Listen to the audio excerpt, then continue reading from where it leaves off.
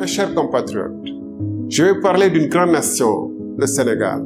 Une nation avec de grandes figures qui, par leur vision et leurs actions, ont imprimé à la marche du pays une orientation reconnue par l'histoire. Je suis héritier de cette histoire et fils de cette terre à qui je dois ce que je suis. Des caïcédras de Thiès aux rizières de Bambali, des trésors enfouis dans la terre de Kédougou, à la fois vibrante du Fouta, de la fierté du Jolof au charme du Kabada, de Guédiawaye à Bakel, chaque coin du pays résonne en moi comme des opportunités, des défis et des souffrances vécues avec mes compatriotes. C'est de tous ces terroirs que je tiens mon engagement, ma loyauté et ma dévotion à l'endroit de la patrie et de la République. Il y a 16 ans, en 2007, j'ai été contraint à l'exil aux Comores par le régime d'alors pour m'être opposé au démantèlement de l'ASECNA.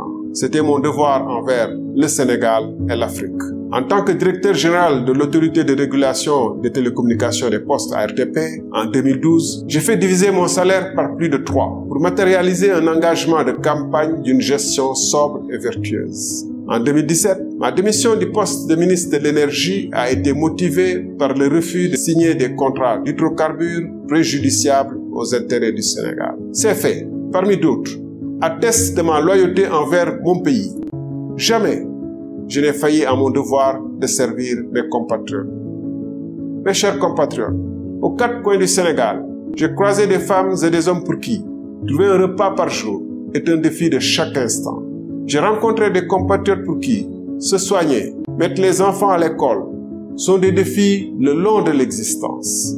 La jeunesse désenchantée lutte pour réaliser ses aspirations sur son propre sol ou brave la mort pour chercher ailleurs un avenir meilleur. Les services publics, tels que les hôpitaux et les écoles, sont déficients sous le regard impuissant des professionnels de première ligne. Les paysans restent emprisonnés dans la misère, tandis que les travailleurs peinent à subvenir aux besoins de leur famille. Dans le même temps, une petite clique de politiciens milliardaires émerge des décombres de notre économie. Le fossé entre la souffrance du plus grand nombre et l'arrogante richesse d'une élite politique s'agrandit. Les événements tragiques qui ont ponctué ces 2 dernières années montrent comment cette injuste répartition des richesses et des sacrifices est une menace pour la stabilité. Mes chers compatriotes, le moment est arrivé pour notre nation de redécouvrir sa voie, celle de l'espoir, de la justice, de la connaissance, de l'égalité, de sa propre réalisation. Le temps est venu de réinventer nos façons de vivre face à l'urgence climatique. Notre agriculture devrait être repensée pour permettre aux acteurs de cultiver tout au long de l'année et s'offrir une vie meilleure. Les femmes doivent vivre dignement et voir leurs enfants réussir auprès d'elles sur leur propre terre. Il est temps que le Sénégal devienne l'usine de l'Afrique de l'Ouest, en entrant de plein pied dans l'ère du numérique, pour révolutionner nos façons de produire, de nous soigner, de commercer.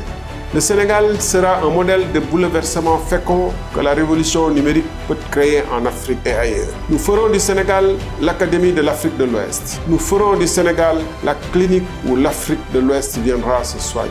Pour cela, il faudra repenser notre modèle d'éducation à travers des écoles et des daras modernes qui préparent nos jeunes à une vie de compétition mondiale sans renier nos valeurs.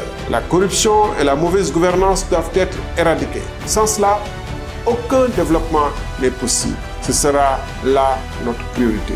Mes chers compatriotes, il est venu le temps pour le Sénégal de réaffirmer sa grandeur. Il est venu le temps de construire une république des valeurs. Le moment est venu de libérer le potentiel de la Sénégalaise et du Sénégalais. Pour tout cela, pour le Sénégal que j'aime profondément et que je souhaite réenchanter, que je suis candidat à l'élection présidentielle de 2024.